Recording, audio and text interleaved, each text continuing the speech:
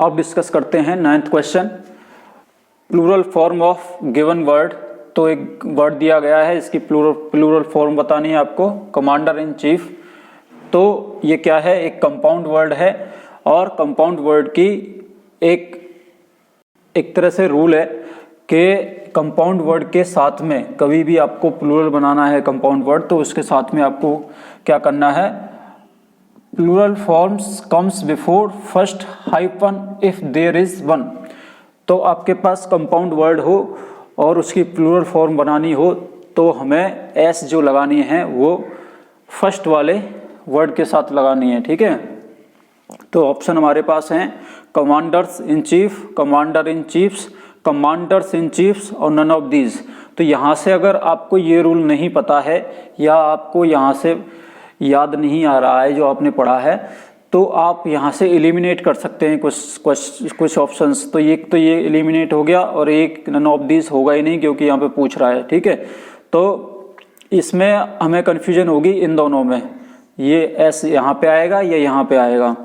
तो अभी हमने पढ़ा है तो कमांडर्स इन चीफ, ठीक है, तो एस यहाँ पे कमांडर के साथ में एस आएगा। तो plural form of commander in chief की हो जाएगी कमांडर्स इन चीफ। 10वां क्वेश्चन है डायरेक्ट से इनडायरेक्ट बनाना है। तो इसमें तो आप एक्सपर्ट हैं ही, फिर भी आपको कुछ मैं रूल बताऊंगा एलिमिनेशन के। एलिमिनेट कर दोगे आप किसी इन ऑप्शंस को तो आप आसानी से रूल रटने की जरूरत नहीं पड़ेगी आपको। तो यहाँ पे ही said to me, comma inverted comma चालू, I am doing my work. तो ऑप्शन दिए गए हैं, इन चारों में से छांटने हैं कि कौन सा इसका इनडायरेक्ट बनेगा। तो अभी चेक करते हैं, he told me that I am doing my work. Second है he told me that I was doing my work. Third है he told me that he was doing his work. Fourth है he said that he was doing my work. देखो सबसे पहले आपको indirect और direct में चीजें ध्यान रखनी है। सबसे पहले तो आपको कंजंक्शन लगाना है, कॉमा और इन्वर्टेड कॉमा को हटाने के लिए। तो कंजंक्शन हमारा दैट आएगा और सेड टू को हमें चेंज करना है तो टोल्ड में चेंज हो जाएगी। तो यहाँ तो चारों में नहीं 3 में ही टोल्ड हो रही है, तो ये तो ऑप्शन कट गया। अब दैट देखते हैं तो तीनों में दैट है, ठीक है। तो he told me, he said to me का हो जाएगा ही टोल्ड मी। तो यहाँ पे हमें ही टोल्ड मी तीनों में है और दैट हमारे पास है। उसके बाद में आई क्या है, एक रूल आपने पढ़ा होगा, उसका नाम है सन। 1 2 3 जब सब्जेक्ट हमारा फर्स्ट पर्सन का होगा, तो वो सब्जेक्ट के अकॉर्डिंग चेंज होगा। तो फर्स्ट पर्सन का है आई और वी, तो आई है यहाँ पे, तो सब्जेक्ट के अकॉर्डिंग चेंज होगा, ही के अकॉर्डिंग। तो यहाँ पे ही होना चाहिए। तो यहाँ पे दोनों में आई है तो यहाँ पे ही होगा। तो ये थर्ड ऑप्शन सही है। उसके बाद भी अगर आपको नहीं समझ में आ रहा है तो देखो ये एम है तो चेंज होता है यहाँ पे टेंस, तो एम नहीं रहेगा, एम कट जाएगा तो वॉज आएगा। उसके बाद भी अगर समझ में नहीं आ रहा है तो देखो माई है, फर्स्ट पर्सन की प्रोनाउन है, तो ये चेंज होगी किसके अकॉर्डिंग, आपके सब्जेक्ट के अकॉर्डिंग। तो सब्जेक्ट क्या है हमारा ही, तो ही के अकॉर्डिंग होगी तो ही जाएगा। तो आपको ये प्रोनाउन चेंज करना आना चाहिए, टेंस चेंज करना आना चाहिए आपको। ये सेड टू वगैरह किस में चेंज होंगे ये आना चाहिए आपको। कंजंक्शन कौन सा लगेगा ये आना चाहिए। तो डायरेक्ट और इनडायरेक्ट बहुत ही आसान है और स्कोरिंग आपको टॉपिक होता है ये। अब हम डिस्कस करेंगे एक्टिव से पैसिव बनाना। तो यहाँ पे अभी हमने डिस्कस किया था नरेशन, तो ये है वॉइस का है एक्टिव से पैसिव। तो ये एक्टिव दिया हुआ है, people will make him king. तो ऑप्शन 1 है he will be made king by the people. Second है he will made king by the people, he was made king by the people. And चौथा है he were made king by the people. तो आप जानते हैं active से passive बनाते time पे दो तीन चीज़ों का ध्यान रखना है। एक तो सेंटेंस जो भी हमारा एक्टिव है इसकी मीनिंग चेंज नहीं होनी चाहिए, और हम जो एक्टिव का ऑब्जेक्ट है उसको हम पैसिव में सब्जेक्ट बनाते हैं और एक्टिव का सब्जेक्ट है इसको ऑब्जेक्ट बनाते हैं। वर्ब चेंज नहीं होती हैं तो फ्यूचर की फ्यूचर में रहेगी। अब देखते हैं, सबसे पहले तो आप ऑब्जेक्ट को सब्जेक्ट बनाओ। तो सब्जेक्ट के रूप में क्या है, हिम। तो सब्जेक्ट कैसे बनेगा हिम का? ही बन जाएगा। हिम क्या है? Objective case. तो सब्जेक्टिव केस क्या चाहिए हमें? ही।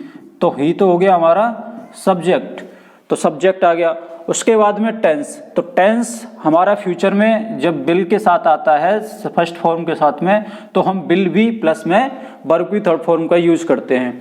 तो ही तो है सभी में, लेकिन यहाँ पर देखो, यहाँ वॉज है, यहाँ वर है, यहाँ वॉज है, यहाँ पे वर है, तो ये दो तो एलिमिनेट हो गए, ये दो ऑप्शन तो हो ही नहीं सकते। फर्स्ट और सेकंड में देखते हैं, तो देखो यहाँ पे डायरेक्ट वी के बाद आना चाहिए था, ये डायरेक्ट रख दिया है। तो फर्स्ट ऑप्शन इज हमारा, फर्स्ट ऑप्शन वो होगा, वो सही होगा। ठीक है, अब देखते हैं fill in the blanks. Fill in the blanks हैं, कुछ क्वेश्चन है आपके फिल इन द ब्लैंक्स से। फिल इन द ब्लैंक्स में है the child dash for the last 1 hour. तो देखो ऑप्शन में है has been cried, has been crying, और थर्ड है क्राइड और क्राइंग। देखो एक तो टाइम दे दिया है लास्ट आवर से, ठीक है, फॉर द लास्ट आवर, तो 1 घंटे से वो क्या कर रहा है? रो रहा है। ठीक है, तो देखो क्राइंग तो आएगा नहीं, उसके बाद क्राइड आएगा नहीं। अब देखो ये परफेक्ट में भी है और कंटिन्यू भी है, तो इसमें आएगा प्रेजेंट परफेक्ट कंटिन्यूअस। तो ये हमारा ऑप्शन बी या सेकंड हमारा सही। 13 the film deals dash some serious issues. देखो ये जो एग्जाम्पल है, ये जो आपका फिल इन द ब्लैंक्स है, ये लिया गया है मरियम वेबस्टर, एक डिक्शनरी है ऑनलाइन, तो उसमें डायरेक्ट एग्जाम्पल है, तो वहां से आप देख लेना। तो इसमें मैं बता देता हूँ कुछ इंपॉर्टेंट चीजें। देखो इसका जो आंसर है वो है डील विद। ठीक है, तो deal with some serious issues. देखो ये क्या है? डील्स इन और डील्स विद, ये फ्रेजल वर्ब में। तो डील इन होता है बाई एंड सेल समथिंग, कुछ खरीदना और बेचना। ठीक है, तो डील इन। डील विद किसी के साथ और किसी चीज के साथ। ठीक है, तो ये आपके फिल इन द ब्लैंक्स हैं कुछ, और आगे भी कुछ फिल इन द ब्लैंक्स हैं, तो उनको देखते हैं।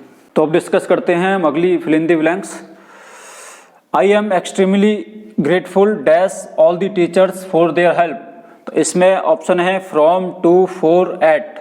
तो इसमें बताना है, तो इसमें ऑप्शन बी आपका सही है या सेकंड सही है। क्यों? क्योंकि पर्सन के लिए हमें ग्रेटफुल के साथ में टू लगानी होती है प्रपोजिशन। ठीक है, तो फोर वगैरह और टू ये दो इसमें आती हैं, तो पर्सन के लिए टू आएगी। ठीक है, अब हम डिस्कस करते हैं PQRS। तो PQRS का मतलब होता है अरेंज द सेंटेंस। तो हमारे पास 4 सेंटेंस दिए गए होंगे और उनको अरेंज करना है, जो कि आपको सीक्वेंस में नहीं दिए गए होंगे, तो आपको इनको सीक्वेंस में लगाना है मीनिंग के अकॉर्डिंग, और ग्रामेटिकली ये करेक्ट होना चाहिए। तो पहला ऑप्शन है आपके पास to encourage the development of, second है cottage industry in the blaze, or है एन एग्जीबिशन वाज ऑर्गेनाइज्ड है, अगला है वाई द डिस्ट्रिक्ट अथॉरिटीज। तो यहाँ पे हम देखेंगे सबसे पहले तो हमारा जो फॉर्मेट होता है वो subject plus verb plus object किसी भी सेंटेंस का। तो सबसे पहले हमें चाहिए सब्जेक्ट। तो देखो सब्जेक्ट आर में दिख रहा है एन एग्जीबिशन वाज ऑर्गेनाइज्ड। अब देखो किसी अथॉरिटी वगैरह ने ऑर्गेनाइज किया गया होगा, तो ऑर्गेनाइज किया है अथॉरिटी ने, किसने? Why the district authority. देखो यहाँ पे आर से स्टार्ट हो रहा है, तो आर यहाँ पे किस किस ऑप्शन में नहीं है? एक तो दूसरे में नहीं है और एक चौथे में नहीं है, तो हम दूसरा और चौथा एलिमिनेट कर देंगे। हमारे पास फर्स्ट एंड थर्ड बचता है। इसके बाद भी आर अगर आ गया, उसके बाद में एस अगर आ रहा है, तो ये वाला ऑप्शन हमारा सही हो जाएगा। तो इस तरह के सेंटेंसेस में हमें देखना होता है कि हमारा जो सेंटेंस है वो कैसे अरेंज करें कि हमारा मीनिंगफुल और ग्रामेटिकली करेक्ट हो जाए। तो इस तरह से हमें PQRS करने हैं। इसके बहुत सारे रूल्स हैं, शॉर्टकट्स हैं, वो आगे हम देखेंगे। अगला है, मैं इसको भूल गया था सिनोनिम्स और एंटोनिम्स के टाइम पर, तो ये बताना जरूरी है। Most appropriate synonyms, hinder. Hinder का मतलब होता है रुकावट, किसी भी चीज में रुकावट, हिंड्रेंस आपने सुना होगा। तो इसका आपको सिनोनिम बताना है। फर्स्ट है हेल्प, सेकंड है फैसिलिटेट, और थर्ड है ऑब्स्ट्रक्ट और चौथा है असिस्ट। तो देखो इसमें तीनों के तीनों मुझे सिनोनिम्स दिख रहे हैं, हेल्प, फैसिलिटेट और असिस्ट। इन तीनों का मतलब होता है सहायता करना। तो ऑब्स्ट्रक्ट है इसका सिनोनिम्स। तो अभी आपके वोकैब और ग्रामर वाला जो पोर्शन है वो कंप्लीट हो चुका है, PQRS भी करा दिया है। तो आपका बचता है कॉम्प्रिहेंशन। तो कॉम्प्रिहेंशन को हम आगे देख लेंगे। तो इम्पोर्टेंट ये है सारे के सारे ग्रामर और वोकैब, इसमें सबसे ज़्यादा इम्पोर्टेंट है वोकैब का वाला पार्ट, तो इसको आप कर लीजिएगा। उसके बाद में हम कॉम्प्रिहेंशन को भी देखेंगे, पैसेज को।